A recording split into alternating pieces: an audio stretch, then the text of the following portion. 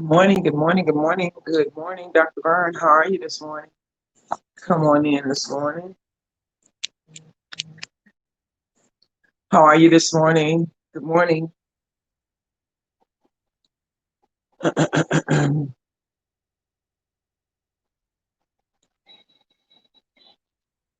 morning, good morning, good morning, good morning. Touchdown Tuesday. Touchdown Tuesday. Good morning. How are you this morning? Hey, how are you? Good morning, good morning, good morning. Having a little technical difficulty this morning, but here we are. Good morning. Good morning, good morning, good morning, good morning. Touchdown Tuesday. Touchdown Tuesday. Good morning, good morning, LaWanda. Good morning, Adrian, Tanisha. Good morning, guys. Tina, good morning, good morning. Just having a little trouble this morning, so I'm like, oh no, no, no, no, no. I'm gonna keep working this thing, and so I finally got it right. So good morning to all of you. Been a weepy morning for me. How are you doing? How you doing? How you doing? How you doing? Touchdown Tuesday, Dr. Burns. So glad you joined me this morning. Just got a little thing, a couple of things I want to share with you about the times that we're in, and I pray that you want to hear them. Good morning, Doris. How are you? Touchdown Tuesday, Touchdown Tuesday.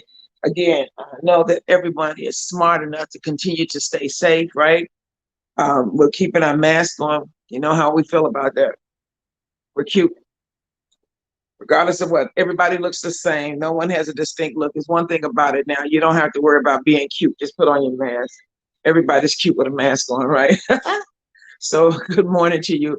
Make sure you continue to practice your social distancing. The positivity rate has gone back up to 4.2, meaning the number of cases that we're getting are increasing. We're coming into the fall season where we don't have that much heat. We know that the heat has an impact on the virus and helps it destroy it to a large degree. But we're getting ready to enter into the fall season. I want us to be very, very careful. Listen, don't let one season be your last season. Don't let your season that you're in now be your last season. Don't leave prematurely simply because we don't want to follow instructions and we get comfortable. Again, we have to remember a couple of things. A couple of things we need to remember is that even though we feel comfortable with someone doesn't mean that that person does not um, have the virus. And the person could be asymptomatic, not symptomatic at all. It can spread it to you. So I want you to be careful. Be careful. Be careful with your social gatherings. Be careful going around, again, family and friends, familiar. Seems like everyone's okay. You know, that's a trick, right? We know that's a trick. That's a trick of comfortability. That's a trick where we get relaxed and then we walk on into danger and we find ourselves in a place that we don't want to be. And we're not exempt. None of us are exempt, right? None of us are exempt. Well, I thank God that He's graced us this morning. I know that He's with us. I know that He's covering us. And that's why we're here. So we release it to Him. I have a word for you today. And it's a really, really important word. I'm not going to be long because I got to move on. Um, we have to take care of health. We have appointments too. So, but I wanted to come to talk to you today about unification and fortification. Unifying and fortifying, unifying and fortifying. I wanted to talk to you a little bit about that today. We're living in a dispensation. We're living in a time where we are separated and divided, and we're going in all different directions. Uh, no one seems to be able to collaborate, to come together as a whole. Even at work, things seem to be going awry because people are doing what they want to do over here their way, and they're doing it the way they want to do it over there their way, the way it is in the church, people in the church. There was a time that you could have one umbrella in the church, a unified church. Now you got people in the church and everybody's doing this over here. Somebody's doing that over there. Somebody's doing this back there. I mean, you got things going on all over. Such a divisive type spirit. And we're not talking about those things that work together for the good, that to come together and culminate for the good. We're talking about those things that you got pockets of things that are going on everywhere. There is no unity. There's no unity in the families. Families don't stand together. People will stand with someone outside of the family now before they would stand with someone in the family. We have groups that come together in the name of protesting, but they're not unified. They have not been fortified because they lack unity. And I wanted to talk to us about the times that we live in. We live in a time where minorities and whether that be a woman, whether it be a person of socioeconomic status, class, it doesn't matter. We live in a time where there are so many disparities that if we are not careful, we're going to end up losers. We have to begin to unify. We have to begin to come together as one whole. We need to fortify, meaning we need to gain strength. Unify means to come together as one system, as a whole. Fortify means to gain strength, to get that fortitude so that we can stand. We are in a place where we need to come together and unify. We need to unify because we still have things that are going on that we can't control, except we unify and we do the right thing, right? We have a lot of things that are going on that we can't control unless we strengthen or invigorate or make strong our presence, unless we create an atmosphere of unity that can't be broken or divided.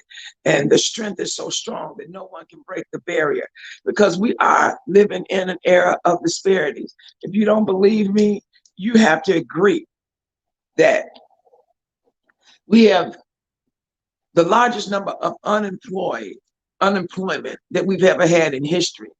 And much of that unemployment is among minorities. We have a disparity when it comes to healthcare with minorities. We have a disparity when it comes to education, jobs, housing. We have lots of disparities. African American women are the highest percentage of women that die during childbirth. We have so many disparities that we cannot afford not to unify. We cannot afford not to fortify. What does that mean? It means that we're going to disagree on a whole lot of things, but we're going to have to learn how to agree to disagree. This is imperative that we agree to disagree. It's imperative that we find elements that we can stand together on and let the others be non-essentials. You see, we get to the place where we want to take a position where I'm right and everybody else is wrong and I'm not going to bend. You need to humble yourselves. It is in our hand. Look, God has put in our hands the power to correct some of the stuff that's going on around us. So we have to begin to say to ourselves, how long do I want to live with these disparities? And who's going to be the best, or who's going to do the best for me and my group, me and my space? Listen, let me tell you something. There's some people that won't be touched at all by the economic dynamics of our society right now. Some people have saved, some people have money, some people have been blessed not to worry financially about anything. On the other hand, there are others who have to worry all the time. There are others who have lost their jobs, and as a result of losing their jobs, they have lost their health care. As a result of losing health care, you're going to have increased morbidities within your communities around you. Mental health services, disparity. We don't have access to them. We have to begin to say to ourselves, what can we agree to disagree on, and how can we stand as a people to make our voices heard, to make our votes count? I want you to tell everybody that they need to get out and vote, whether you agree or not with the candidate. 100% makes no difference whatsoever. It's who's the best. When I'm interviewing for a job or for a position, there's not a perfect candidate that comes before me. People come with different skill sets. People come with different personalities and characteristics. Not one is perfect. But what I do is I look and see who has the best skill set for what I need done. And then I make that selection based on that. Not looking for perfection. Listen, if you're looking for perfection, you'll never find it. It was lost. It was lost when God created you, when God created me, because man is not perfect. Man is not perfect. Perfection will never be found. You're going to always find things that are not right. But what can you agree on? What can you come together on and unify on and fortify and become that strength enough to say that we're going to make our voices heard? Do not sit back and think that your vote does not count. Do not sit back and think that your voice is not heard. Do not think that your presence is insignificant. God created you as a piece of this puzzle. This big old puzzle of life, this big old fabric, this big old blanket where all the pieces are placed in. He created you as a piece. He created me as a piece. We're all pieces of a puzzle. And as a result of that, you matter. If your piece doesn't go into place or the spot designated, then the picture is not complete. Don't you ever allow yourself to be minimized or discounted. You are important, and you're more important than you know. You're more important than you know. What you need to be mindful of, who is this going to impact? We can say things about people. We can talk about people. We can point out their weaknesses. We can point out their errors. But oh my God, let when you're interviewing or let when you're sitting before someone for a thing, that all of your stuff begins to come on their screen, on their computer screen. Let all of your stuff begin to come up. Because you got stuff. We all have stuff, right? We all have stuff. We have to vote. I don't come to you and I'm not political. I don't bring it, but I'm telling you right now, it is imperative. And our lives do depend on this. Many lives. It may not be my life. It may not be your life. I know some of us, believe me, there's some Black men and women who are financially sound.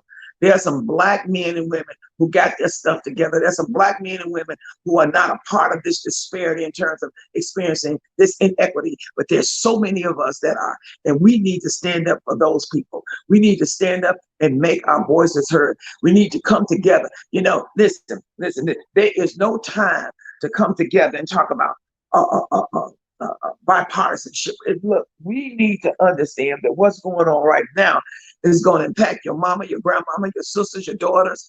And let me tell you something, millennials, listen. Mom and daddy's going to die off. You're going to have to get up out of their house. And you're going to have to get your own. You need to create a pathway. You need to create and make terrain so that you can walk down and you can access those things that they have.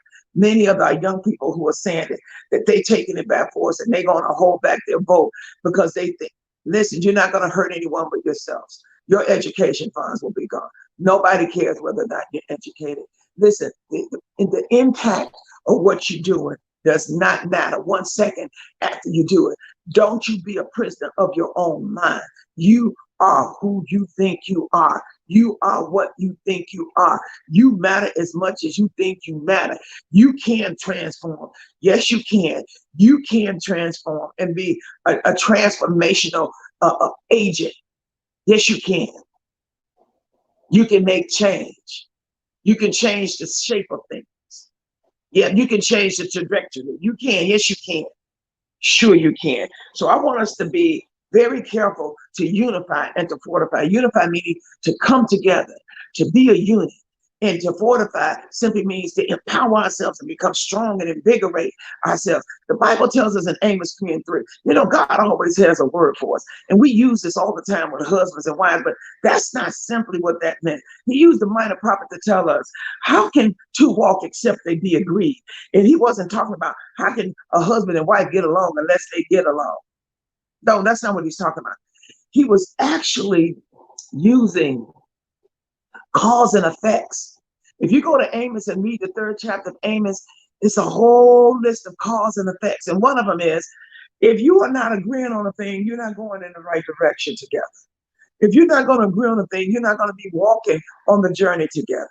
If you can't agree on a thing, that you're not going to present yourselves as a unified whole, and you're not going to have much power. Your power will be divided. Can we tell the people that we love, look, get up, you need to go to the polls? Can we tell the people in our community, if you don't have a way, we'll get you there? We are being sabotaged on every set. And let me tell you something. The people who are not, and I'm going to be bold enough to say it, some have said it, and I'm going to say it. Kanye West and all of these other people who are placing themselves on the poll, because they have popularity status, they will influence some of the votes. Those that don't have a mind to think that this man has enough money that nothing that Trump will do or anyone else will do will bother him. You get that? Don't you be bamboozled and hoodwinked by what, look, Nick Cannon, who says that he would vote for Kanye. Okay, cool. But when you were down with your lupus, you had excellent health care, brother. You had excellent, stellar health care because you had the money, you had the finances, you had the dollars and the cents to provide that for yourself. Our people in our community don't have health care. People are going in their second trimester or third trimester of pregnancy trying to find prenatal care. Our senior citizens can't afford their medications. They can't afford them, and they get less and less each year. Our schools are deprived because guess what? It's the real estate tax that provides the funding most in part for the schools. When you look into our communities, there's no real estate to tax. They're vacant lots. They're abandoned buildings. See, we need to educate ourselves. That's why our schools, I drove by a school that it was so filthy and dirty. I was telling Elder, I said, I cannot believe that they cannot even power wash these windows. It looks like a dark prison for our children. Stand up. Stand up. I want you to know I don't come, and I'm not political, but I know one thing for sure. We need to unify, we need to fortify, we need to simplify, and we need to transform. We need to unify, we need to fortify, we need to simplify, and we need to transform. Amos 3:3, if we're not agreeing, we're not walking together. If we're not walking together, we're not going in the same direction. If we're not going in the same direction, we're scattered. And to scatter a person or a thing or a group yields it less power than if you unify and keep it together. I want you to understand that God has given us power. He's given us power to change some of the situations that we find ourselves in. You can apply what I said to any aspect of your life. It doesn't simply have to be just because we're in the season of voting, and it is critical. It is critical. It is critical. You can apply it to any aspect of your life. Any aspect of your life. If you don't understand, try to get some understanding. Complete your senses. That's correct.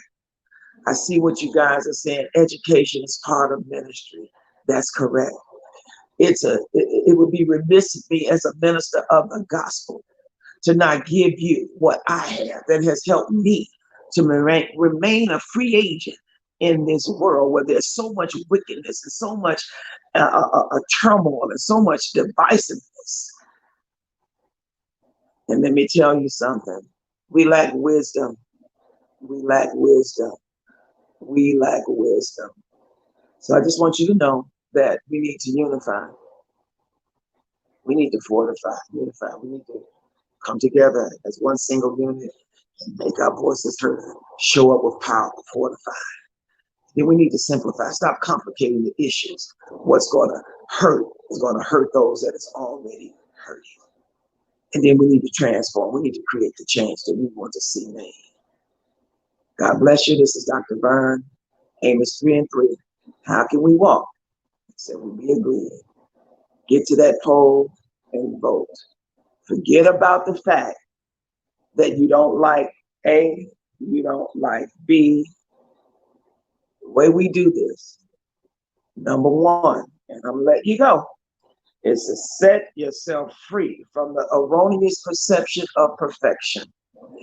We must set ourselves free from the erroneous perceptions of perfection. Nothing and no one is perfect. Sorry to tell you this morning. Not you, not me. No perfect person. So if you're looking for a person that's perfect and you want to point fingers because this person did this or this person said, well, that's everybody in the world. Then we're going nowhere. So let's begin to understand you won't find perfection, but what can you live with? What can you work with? The second thing is you got to agree to disagree. We're not going to agree on everything, but we can agree on some things. What's most important? What's going to push us in the direction that we need to go? And the third thing, again, is to simplify. Make it simple. Remove the thorn. Stop making things complicated when they don't need to be. This is Dr. Byrne, and I just wanted to come with my public service announcement on keeping safe, maintaining your distance, wearing your mask, washing your hands. Be careful about your social gatherings. And I also wanted to come and let you know that this is a fight for life. And for those of us who may not be impacted financially in other ways, let's fight for our brothers and our sisters our cousins and our uncles, our mothers and our fathers. Let us not put blinders on. Let us not try to shout our way into victory. God says faith without work. He inspired the word to be inscribed as such. Faith without works is dead. So we got to do some stuff. Again, God bless you, Dr. Byrne, and I will see you on Thursday. You have a great week.